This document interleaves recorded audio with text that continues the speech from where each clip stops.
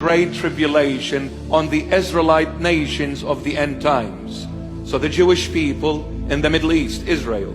So it is the actual great tribulation. And chapter 15 is an introduction to what we just read now about the 7 golden bowls, which are the wrath of God.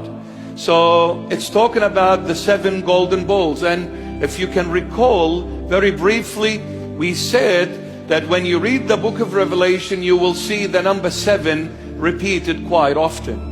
And we said there are 7 seals, 7 trumpets, and then 7 bowls. The 7 seals are the promises of the Lord. The 7 trumpets are the warnings of the Lord. And the 7 bowls are the judgment of the Lord to mankind and to the Israelite nation of the end times, which is the 21st century, unfortunately, our century. So now we're going to go into it. And as we said, Revelation 15 is that intro to the Great Tribulation. We'll read from verse 5. After these things I looked, and behold, the temple of the tabernacle of the testimony in heaven was open. The temple of the tabernacle of the testimony in heaven was opened.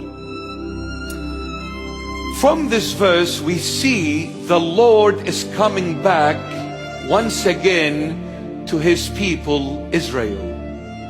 Now the door being, the temple being opened, the word opened means the beginning. You see, when you come to open the door, when you open that door, that opening is the beginning to a followed by a long way after opening the door.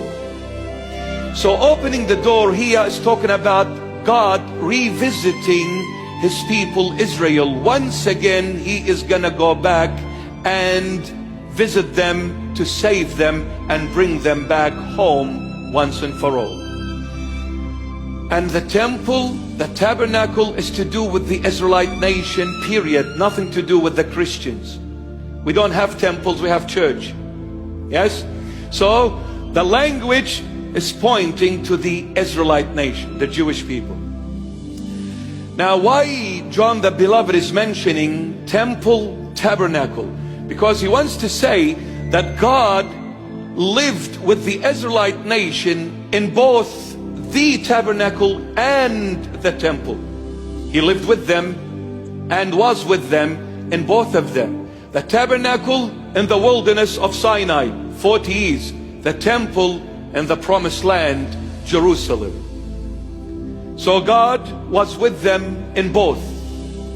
God was with them in both.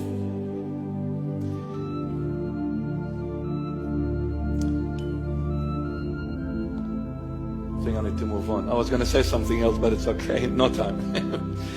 Verse 6. And out of the temple came the 7 angels having the 7 plagues. And out of the temple came the 7 angels having the 7 plagues. Actually, this is what I was going to say. The Lord Jesus in his first coming, he came first to the Israelite people, but they rejected him. And when they rejected him, then and then only, he turned to the nations, to the non-Israelite people, which is us. Anyone who is not from the 12 tribes of Israel is called the pagan world, the non-Israelite nation, people who worship different false gods. And all of us, we worship different false gods. Our forefathers worshipped false gods. The only nation that worshipped the true divine God was the Israelite nation that was made out of 12 tribes. When the Lord came in his first coming, he went to the Israelite people. Why? Because he made a promise to our father Abraham that I will visit you and your descendant in the end of times. So that was a promise to Abraham. So when he came, the Lord went to the lost sheep of the tribes of Israel. He even commanded and demanded from his 12 apostles. He said, do not go nowhere but to the lost sheep of the tribes of Israel, because I made a promise to Abraham I must fulfill. At the end of his ministry to them, they said, crucify him, crucify him, crucify him. We don't want him. So what happened? The door was shut in the face of the Israelite nation, the Jews. They shut it. So the door was opened to the pagan world, all of us. Lebanese with tabbouleh, and the Italians with lasagna and pizza, the whole lot. Chinese, everyone that is not Israelite. The door was open. He came to us. He established his church in the New Testament, and he called us from the world and brought us into his own kingdom, which is the kingdom of heaven on earth.